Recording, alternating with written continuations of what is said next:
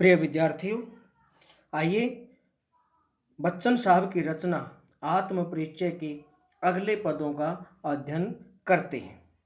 तीसरे पद में वो कहते हैं, मैं निज उर के उद्गार लिए फिरता हूँ, मैं निज उर के उपहार लिए फिरता हूँ, है यह अपूर्ण संसार न मुझको भाता, मैं स्वप्नों का संसार लिए फिरता हूँ।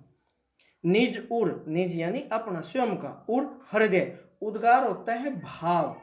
हृदय के लिए भाव बहुत आवश्यक होते हैं। भाव आप समझिए कि हम जा रहे हैं, बच्चे खेल रहे हैं और हमारे मन के किसी न किसी कोने में ये आवाज़ उठती है कि क्यों ना मैं इनके साथ खेलूं। बच्चे नदी में स्नान करें, हालांकि हम बहुत बड़े हो चुके हैं, ऐसा लगता है भाई अब हमें ऐसे पुल के ऊपर जाकर छलांग लगाने की अभी हमारी आयु नहीं है, लेकिन मन में एक उमंग दौड़ती है, क्यों ना मैं भी छलांग लगाऊं। ये भाव होते हैं।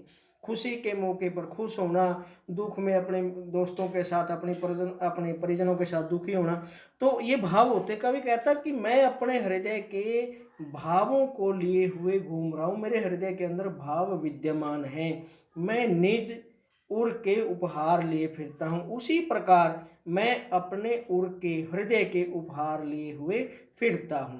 कवि की दृष्टि में यह संसार अधूरा है। वो कहते हैं यह अपूर्ण संसार न मुझको भाता। ये संसार अधूरा है, अपूर्ण है, इसमें बहुत सारी कमियां हैं, इसलिए ये संसार मुझको नहीं भाता, मुझे अच्छा नहीं लगता। मैं स्वप्नों का संसार लिए फिरता हूँ, इसलिए मैं स्वप्नों का संसार लिए फिरता हूँ, अर्थात स्वप्न की दुनिया में मस्त रहता हूँ, अर्थात मीठे मीठे सपनों में ही खोया रहता हूँ। अगले पद में कवि कहते हैं, मैं जला हृदय में अग्नि दहा करता हूँ, सुख दुख दोनों में मगन रहा करता हूँ, जग भव सागर तरने को नाव बनाए, मैं भव मौजों पर मस्त बहा करता हूँ। जला हृदय में अग्नि, अपने हृदय में अग्नि जलाकर दहा करता हूँ। दहा का अर्थ होता है जलना, जलता रहता हूँ। वियोग रूपी अग्नि, पहले हमने पढ़ा उनके जीवन में आया था, उनकी प्रेयसी, उनका वियोग हो गया, तो वो अपने हृदय में वियोग रूपी अग्नि जलाकर जलते रहते हैं। लेकिन कैसी भी परिस्थिति हो, जीवन में सुख हो दुख हो, कवि दोनों में मग्न रहते हैं। वो कहते हैं सुख दुख दोनों में मग्न रहता हूं, हर प्रकार की स्थिति में मैं मगन रहता हूं।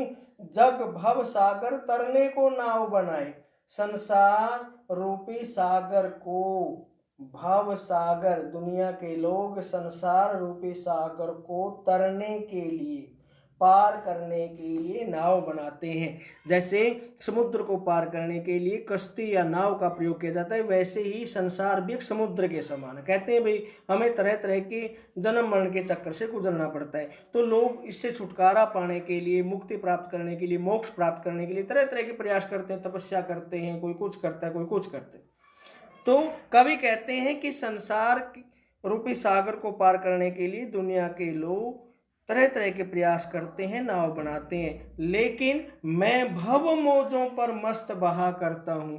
मैं तो इस संसार की लहरों पर, मौज का मतलब लहर, संसार की लहरों पर मस्ती के साथ बहता हूं, अर्थात जो जीवन, जैसा जन्म, जैसा मुझे मिला है संसार में, मैं उसको मस्ती के साथ व्यतीत कर रहा हूं, बिता रहा हूं। उसके बाद अगले पद में वो कहते हैं, मैं यौवन का उन्माद लिए फिरता हूं। उन्माद का अर्थ होता है मस्ती। वो कहते हैं कि मैं अपने यौवन में, जवानी में मस्ती लिए हुए फिरता हूं, लेकिन उन्मादों में अवसाद लिए फिरता हूं।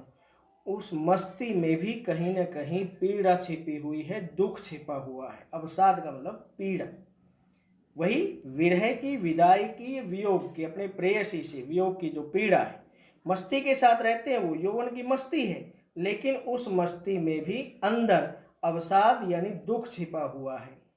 और वही दुख उनको, जो मुझको बाहर हंसा रुलाती भीतर, मैं हाय किसी की याद लिए फिरता हूँ। कवि कहते हैं कि मैं एक ऐसी याद के सहारे जीवन बिता रहा हूँ, उनकी जो प्रिया है उसकी याद के सहारे कवि अपना जीवन बिता रहे हैं, जो मुझको बाहर हंसा रुलाती भीतर। बाहर से तो मुझको हंसाती है, क्योंकि दुनिया जैसा कवि नहीं है, वो दुनिया को तो हंस कर दिखाता है।